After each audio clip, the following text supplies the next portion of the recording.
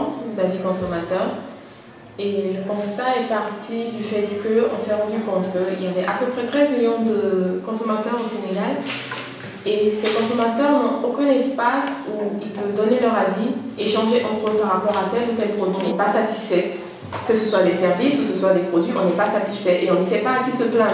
Il n'y a aucun dialogue direct entre les marques et les consommateurs. Donc on s'est dit, pourquoi ne pas créer une plateforme qui est accessible à www.haima.net, autour de laquelle les consommateurs pourront échanger, donner leur avis sur tel produit qu'ils ont utilisé et faire des doléances aussi aux marques, alerter les marques et leur dire on est là, on est les consommateurs finaux et on aimerait bien que notre avis compte dans vos choix stratégiques.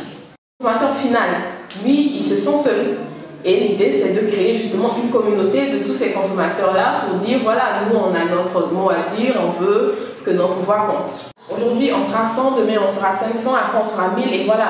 On se dit, on est là, et voilà, prenez en compte dans ta vie parce que c'est grâce à nous que vous faites de l'argent. Notre cible, c'est vraiment le consommateur final. Tout pour le consommateur final. Ce n'est pas les marques qu'on cible, c'est vraiment le consommateur. C'est lui qu'on met en avant. Donc, le fait même de mettre des pages pour les marques, c'est plus pour faire le lien entre sur la plateforme, entre le consommateur et les marques, que le consommateur puisse laisser son avis par rapport à tel ou tel produit, par rapport à tel ou tel service. C'est vraiment mettre le consommateur au centre. Rappeler que c'est vraiment un projet à portée sociale.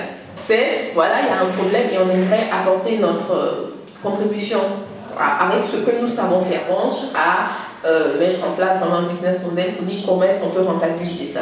Mais on a commencé en juillet 2012, donc on n'avait pas encore un an. Les prochains objectifs, donc d'ici même à très court terme, je dirais, c'est aussi de migrer sur le mobile. Vraiment, tout ce qui est smartphone, tablette et tout. Et après, on va voir de quelles mesures pour les simples mobiles aussi, parce que quand même, il ne faut pas... Le consommateur qui est peut-être en région n'a pas peut-être un smartphone hyper sophistiqué, il ne pourra pas peut-être avoir une application Android et tout ça. Donc, on refait sortir des comparatifs de certains produits ou services sur mobile, des applications très pratiques, très simples à utiliser, très pratiques. Aujourd'hui, je parle de l'Afrique en général, du Sénégal en particulier, le terrain est presque vierge. Et il y a des initiatives, il y a des gens qui ont des idées mais qui ont peur de se lancer. Alors qu'aujourd'hui, surtout avec les nouvelles technologies, on peut se lancer à partir de rien. On n'a pas besoin de beaucoup de fonds. On a une idée, on a la motivation, on se lance, on cherche des gens qui réfléchissent à peu près comme nous, ou même s'il faut leur expliquer, essayer de les convaincre. Et voilà, on y va. Moi, j'y crois et je sais que beaucoup de gens y croient comme moi. Et j'espère que, comme on dit, dans 10 ans, dans 20 ans, dans 50 ans, je ne sais pas, on sera des succès et que d'autres suivront le pas.